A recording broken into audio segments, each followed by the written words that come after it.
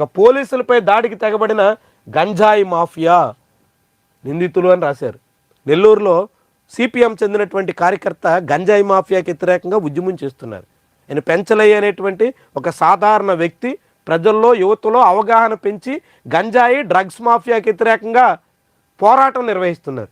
అలాంటి వ్యక్తిని 3 బైకుల మీద వచ్చి 9 మంది కలిసి కత్తిపోట్లతో చంపేసినటువంటి ఘటనలో నిందితుల కోసం పోలీసులు వెళ్తే పోలీసుల మీదే నిందితులు ఎదురు తిరిగేటంత సాహసానికి పాల్పడ్డారంటే ఎవరు అండదండలు ఉన్నట్టు?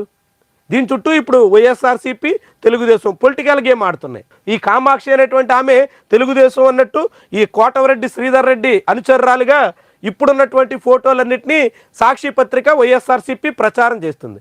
కోటవరెడ్డి శ్రీధర్ రెడ్డి గతంలో వైఎస్ఆర్సీపీలో ఉన్నప్పుడు అతని వెంట ఇదే కామాక్షి బ్యాచ్, ఈ గంజాయి బ్యాచ్, ఈ డ్రగ్స్ మాఫియా నడుస్తుండగా వైఎస్ఆర్సీపీలో ఉన్నటువంటి ఫోటోల్ని టీడీపీ తెలుగుదేశం అనుకూల పత్రికలు ప్రచారం చేస్తున్నాయి. ఈరోజు ఈనాడు, ఆంధ్రజ్యోతి రెంట్లో కూడా ఆమె వైఎస్ఆర్సీపీ అని చిత్రీకరించే ప్రయత్నం చేశాయి.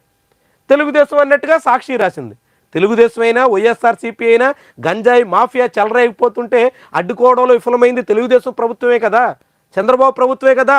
అడ్డంగా ఫెయిల్ అయ్యి గంజాయి మాఫియా బరి తెగించిన చేతులు కట్టుకుని కూర్చున్నటువంటి తీరు స్పష్టమైంది. గంజాయికి వ్యతిరేకంగా పోరాడుతున్న వ్యక్తి ప్రాణాలు కోల్పోవలసి వచ్చింది. ఆంధ్రప్రదేశ్లో లా అండ్ ఆర్డర్ ఎంత బలహీనంగా ఉందో చాటి చెప్పింది. చంద్రబాబు సర్కారు ఎంత నిర్లక్ష్యంతో సాగుతుందో, ఎంత వైఫల్యం చెందుతుందో సుస్పష్టంగా పెంచలయ్య మర్డర్ చాటి చెబుతోంది. అయినా సరే ఇది ఒక పొలిటికల్ విషయంగా మార్చి ఒకరి మీద ఒకరు దుమ్మెత్తు పోసుకుంటూ అసలు గంజాయి మాఫియాని కాపాడే ప్రయత్నంలో ఉన్నట్టుగా మనం అనుమానించాల్సి వస్తుంది. గంజాయి మాఫియా గంజాయి అమ్మకాలు వద్దని చెప్పినటువంటి వాళ్ళ ప్రాణాలు తీసే పరిస్థితికి వచ్చేసిందంటే ఆంధ్రప్రదేశ్లో అరాచకం ఎంత స్థాయిలో ఉన్నట్టు, ఏ మాదిరి సాగుతున్నట్టు, దాన్ని కట్టడి చేస్తామని చెప్పినటువంటి చంద్రబాబు ఎందుకు కళ్ళు అప్పగించి చూస్తున్నట్టు? ఏకంగా పోలీసుల మీదే నిందితులు దాడి చేసే పరిస్థితికి వస్తే సిఐ కాల్పులు జరపాల్సినటువంటి పరిణామాలు ఉత్పన్నమవుతున్నాయంటే ఆంధ్రప్రదేశ్లో గంజాయి మాఫియా అధికారం అండలేకుండా ఇదంతా చేయగలుగుతుందా? అధికార పార్టీ పెద్దల కనుసన్నల్లో ఇంత రాద్ధాంతం, ఇంత రచ్చ, ఇంత బరి తెగింపు నడుస్తుంటే ఆంధ్రప్రదేశ్ని బీహార్ చేసేస్తున్నారు అని కొందరు మాట్లాడుతున్నారు. బీహార్ కన్నా దిగజారిపోతున్న పరిస్థితిని ఇలాంటి ఉదాహరణలు మనకి తేటతెల్లం చేస్తాయి. విపక్షంలో ఉండగా వాళ్ళు చేస్తున్నారు అని ఈనాడు, ఆంధ్రజ్యోతి రాయడం అంటే ఏమనాలా?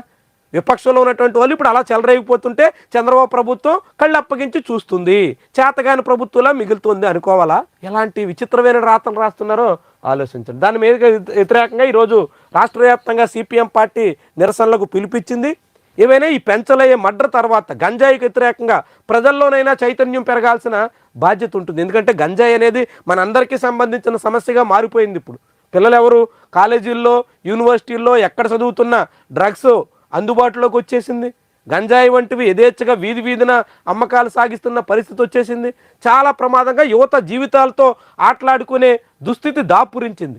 దీని మీద ఇప్పుడు పెంచలయ్య ఆ డ్రగ్స్ వద్దన్నందుకు ప్రాణాలు తీశారు కాబట్టి అలాంటి యువకుడి స్ఫూర్తితో ప్రజల్లో కొంచెం చలనం వస్తే, కదలికి వస్తే గంజాయి మాఫియాని అడ్డుకోవడానికి అవకాశం ఉంటుంది. పెంచలయ్య మర్డర్ తర్వాత అయినా మనలో కొంత మార్పు రావాల్సిన బాధ్యత ఉంటుంది.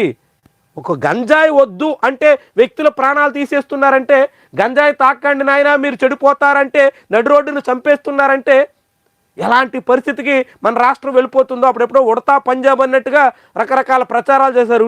ఇప్పుడు ఉడతా ఆంధ్రప్రదేశ్, మేల్కో ఆంధ్రప్రదేశ్ అని చెప్పాల్సిన పరిస్థితి దాపురిస్తుంది. ఇప్పుడు ఆంధ్రప్రదేశ్ మేల్కోకపోతే పెంచలయ్య లాంటి యువకుడు నెల్లూరులో ప్రాణం కోల్పోయాడు. రేపు రాష్ట్రం అంతా ఇలా గంజాయి డ్రగ్స్ మాఫియా చెలరేగిపోయి ప్రాణాలు తీసే పరిస్థితి వస్తే ఎక్కడికి పోతాం? ఎటు మళ్ళుతాం?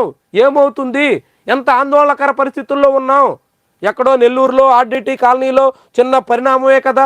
ఒక వ్యక్తి ఎవరో అనామకుడు, సాధారణ వ్యక్తే కదా, నిరంతరం పనిచేసుకుని పొట్టపోసుకుంటూ యువతలో చైతన్యం నింపే పనిలో ఉన్న ఒక చిన్న సిపిఎం పార్టీ కార్యకర్తే కదా అని మనం అంతా అనుకుంటే రేపొద్దున్న ఇది ఎవరికైనా రావచ్చు, ఎక్కడైనా రావచ్చు, ఏ ఇంట్లోనైనా ఇలాంటి మంటలు పుట్టించవచ్చు.